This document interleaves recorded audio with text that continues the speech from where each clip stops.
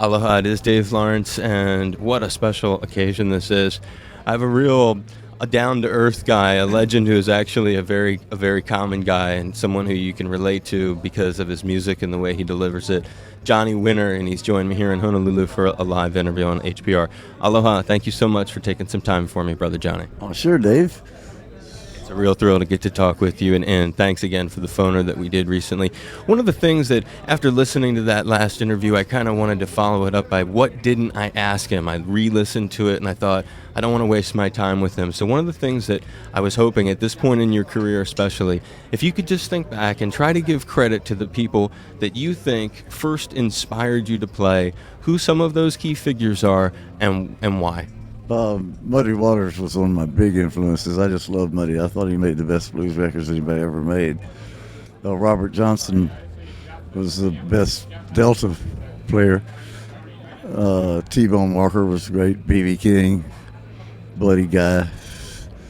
And loved harp players too. Little Walter was unbelievable. I learned a lot from Little Walter. And Bobby Blue Bland had a great guitar player named Clarence Solomon that I learned a lot from. And so you were really, I'm trying to picture this, a kid appreciating the blues. That's what you were drawn to as a young, how old were you that you were connecting that like that with blues? First started hearing blues when I was about 12, I think, on the radio. So you had already done the ook playing and were already well on the ukulele, and then the blues came later. It came second. Exactly. So the guitar came with no blues first. What was the songs that were the kind of music that you were doing both on the ukulele and then when you switched to guitar? On the ukulele, I was doing mostly songs that my father taught me, songs like from the 20s and the 30s. And then when you hit 12 and moved to the guitar, is that when the blues arrived? Did the guitar and the blues come simultaneously? Pretty much, yeah. I started out playing rock and roll and R&B. You couldn't play really blues for white people. White people didn't want to hear it. And you were drawn to this music and never, the whole racial identity thing, I've heard you talk about it so many different times, and how it made you really proud that you were accepted when you could get up on stage like that time at BB's concert playing Lucille. Try to share whatever memories come to your mind of that time as a young guy, getting to hold BB's guitar, his famous guitar. Very, very exciting, because I'd always loved BB, And I just really wanted to for him to hear me play and see if he liked me or not. Your own little audition. Yeah. And he was watching. Do you remember looking over at him while you were holding Lucille? Oh, sure, yeah.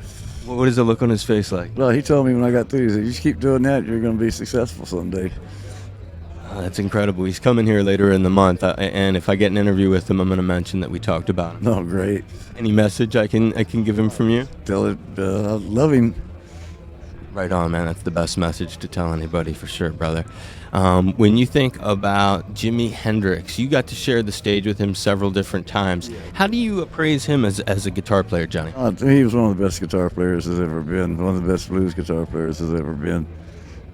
Did you think he was creative? What was it? Very, very creative. He played stuff nobody else had ever played before. Did you get to spend time ever with him picking his brain? Yeah, he didn't talk much, though. He liked to play, but we didn't talk very much. Did you guys party? A little, yeah. A little bit here and there. And there's that famous recording, I know you've said you're not on it, that one from New York. I'm not on that. It's horrible. What a lot of press you get for that. I know, and I hate it because it's just awful stuff. It is. I've listened to that. It's horrible. I've tried to, and Morrison, he's out of control on that. No, he's so drunk he doesn't know where he is. Can you believe the stuff he's saying? He's dropping No. language that you wouldn't hear back in the 60s. No, he was saying horrible stuff on stage.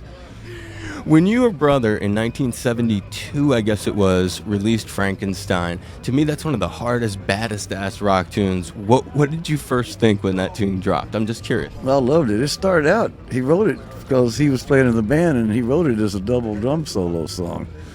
And I played it on guitar instead of him playing on a synthesizer. That's just such a ripping jam. I was curious. So you liked it right out of the gate, huh? Oh, yeah, I liked it right from the first. And he completely changed it all around when he did it on synthesizer. So that what you first heard was so very different, but he kept the drum solo bit in there, which is legendary for even getting on the radio. We just called it the double drum solo song. It didn't even have a name. Wow, that's cool. Frankenstein, because he put it together from so many pieces of tape. I had heard of that. I heard that, right. So many different sections all assembled. It was a Frankenstein. Yeah, it was. In 1974, you did a jam with two really huge cats in one time. I'm wondering, because your memory is pretty good on stuff. It was Stevie Wonder and Dr. John. Yeah, I do remember that. What was the occasion, and how did that come to Don't really remember. I remember doing it, but Bottom Line in New York? oh, it was the Bottom Line. And you do remember being on stage? What did you do with them?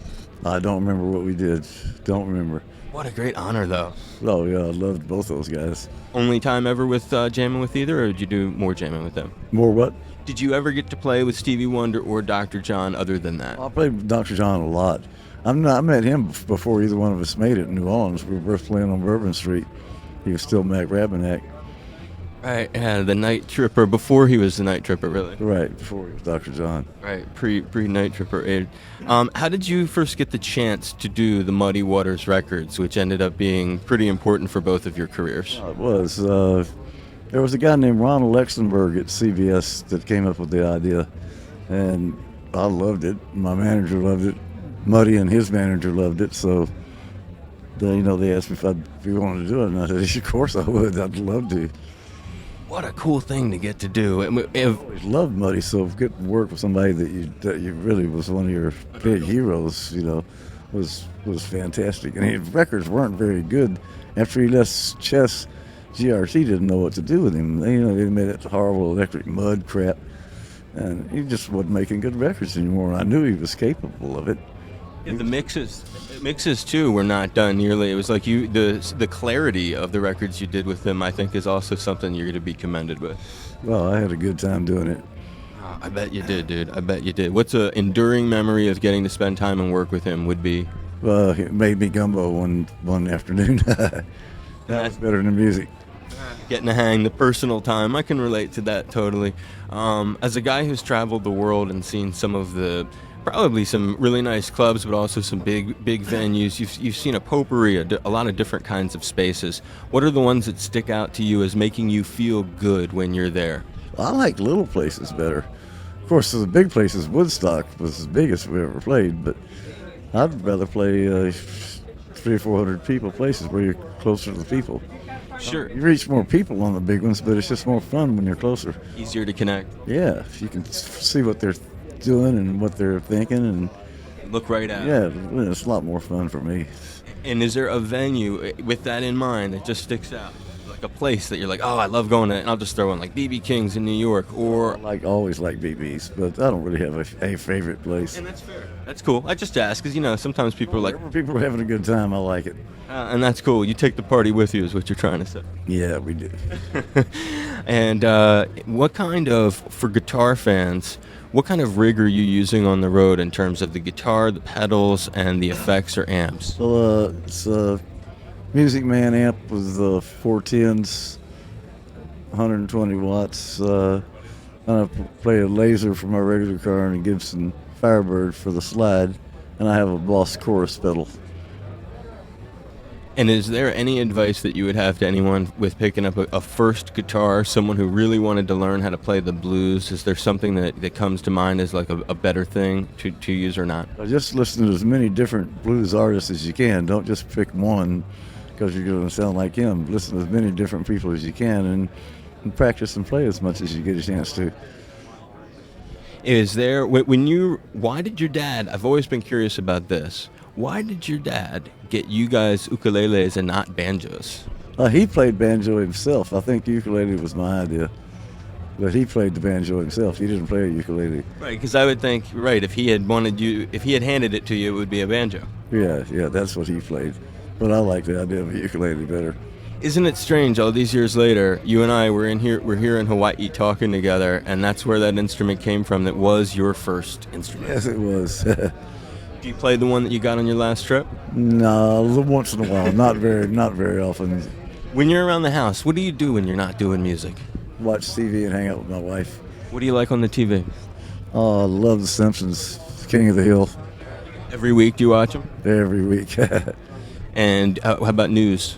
I watch news. Does what's happening in the world scare you at all when you see all this? Right, it does. Sure it does. What it is? Nothing we can do about it, though. You can just watch it and say, well, man, how can this be happening? Well, I guess I ask you because, like, as you can tell, I'm a bit younger than you, and I have a lot of respect for people who've come before me, especially ones whose careers I've admired.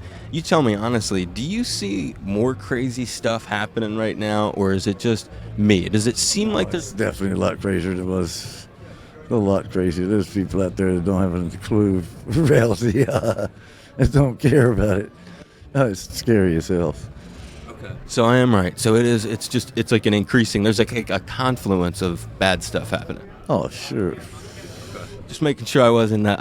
You're right. You know what I mean? Just to feel the historic Of perspective. course I know what you mean. Okay. Yeah, because it's like you would be able to give me lessons that no one else, when you used to, because I ask a lot of people and they're all saying the same thing.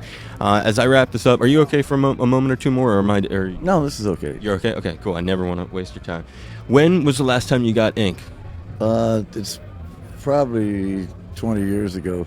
I started out when I was 40 years old and kept going until I was about 50. So it's been a good while. And what was the last tattoo? I don't remember. I don't remember. That? The first one, but not the last. What was the first one? First one was that star there. The first star. Wow. Johnny's New York did that. Say that again? Spider Web in New York did that. Did he do any others? Yeah, he did that one, that star also. That's This one, but he screwed it up pretty bad. He was all drunk when he did it. Never let the tattoo guy have too much to drink. No, well, I was drinking too, so I didn't have such stuff to tell him to stop. And two final questions. One, why Connecticut? Why did you choose to live in New England? It's close to New York. I lived in New York for 28 years, and my wife was really tired of the city. And I was kind of getting tired of it too, so we decided we'd kind of move out where it was a little nicer. But yet, staying near New York, so there's some love for New York that You stays. can get to New York easy, but to Connecticut's a lot nicer. Yeah, bro, I lived in Boston for 12 years, so I know the boogie. I can relate. I was like, so you still have your love for New York. I like that. Oh yeah, I still like New York. And then a final question. Live there. I'm sorry? Wouldn't want to live there anymore. Well, you've done it. Been there, done that. Been there almost 30 years. So Yeah, I've had enough of New York. You did it. That's the key. I mean, 30 years in the city. Yep. That's a long time. A final question, and then I'll let you get on with your night. When you think of you've had a lot of people that you've gotten to work with, you've interacted with a lot of people professionally. Do you have anyone you aspire to work with you've still not gotten to be around? No, I've worked with everybody that I'd like to, except the people that are dead. So no one left. Nobody left that I really want to work with that I haven't already worked with. Wow, a man has achieved a lot. Johnny, I appreciate it very much. I hope this wasn't too much of a hassle. It wasn't trouble at all. I loved it. You did. It holds up compared to other people? Oh, yeah. Okay. Yeah, man. It's good. Just to hear it from you. I appreciate it, and it has meant a lot. And a big aloha to you. Same to you.